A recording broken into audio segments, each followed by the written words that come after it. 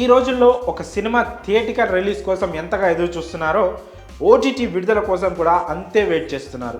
ఇప్పుడు చాలా చిత్రాలు బిగ్ స్క్రీన్లో విడుదలైన తర్వాత దాదాపుగా 6 నుంచి 8 వారాల లోపే ఓటీటీలోకి వచ్చేస్తున్నాయి. కొన్ని సినిమాలు అయితే రిలీజ్ అయిన నెలలోపే ఓటీటీలో దర్శనమిస్తున్నాయి. ఆడియన్స్ ఓటీటీ స్ట్రీమింగ్ కోసం ఎదురు చూస్తుండడం, షార్ట్ టైంలో రిలీజ్ చేస్తే మంచి వ్యూస్ వస్తుండడంతో ఆ సంస్థలు కూడా సినిమాలను త్వరగా అందుబాటులోకి తీసుకొచ్చేందుకు ప్రయత్నిస్తున్నాయి. కానీ కొన్ని ఫిలిమ్స్ థియేటర్లో రిలీజ్ అయి నెలలు గడుస్తున్నా ఓటీటీలోకి రావట్లేదు. అలాంటి వాటిలో ది కేరళ స్టోరీ ఒకటి. గతేడాది మే 5న బిగ్ స్క్రీన్స్లో విడుదలై ఈ చిత్రం ఓటీటీ స్ట్రీమింగ్కు ఇప్పటిదాకా మోక్షం లభించలేదు. దీంతో వెయిట్ చేసి ఆడియన్స్ నిరాశలో కూరుకుపోయారు. అయితే ఈ సినిమా కోసం ఎంతగానో ఎదురు చూస్తున్న ఆడియన్స్కి గుడ్ న్యూస్.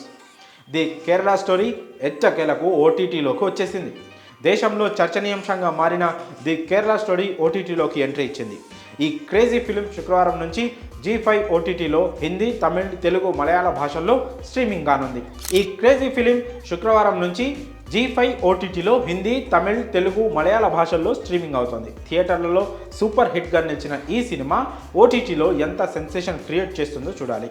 ఆదా శర్మ హీరోయిన్గా నటించిన ఈ చిత్రాన్ని దర్శకుడు సుదీప్ పోస్తేనేన్ తెరకెక్కించారు.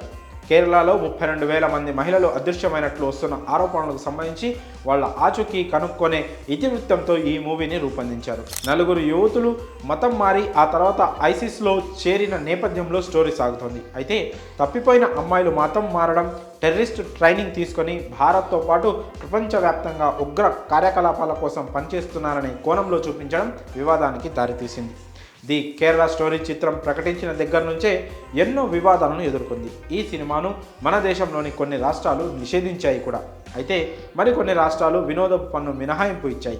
ఫేమస్ పొలిటికల్ లీడర్స్ దీని మీద పోస్టులు పెట్టడంతో గతేడాది ఈ ఫిలిం చర్చనీయాంశంగా మారింది. పలు అనివార్య కారణాల వల్ల the Kerala story OTT release కూడా డిలే అవుతూ వచ్చింది. థియేటర్లలో చూడని వారు ఈ సినిమాను ఓటీటీలో చూద్దామంటే అందుబాటులో లేకుండా పోయింది. దీంతో వాళ్ళు ఎదురు చూడక తప్పలేదు.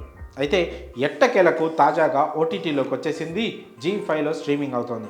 మరి the Kerala story OTT release కోసం మీరెంతగా ఎదురు చూశారో కామెంట్ల రూపంలో మీ అభిప్రాయాలను తెలియజేయండి.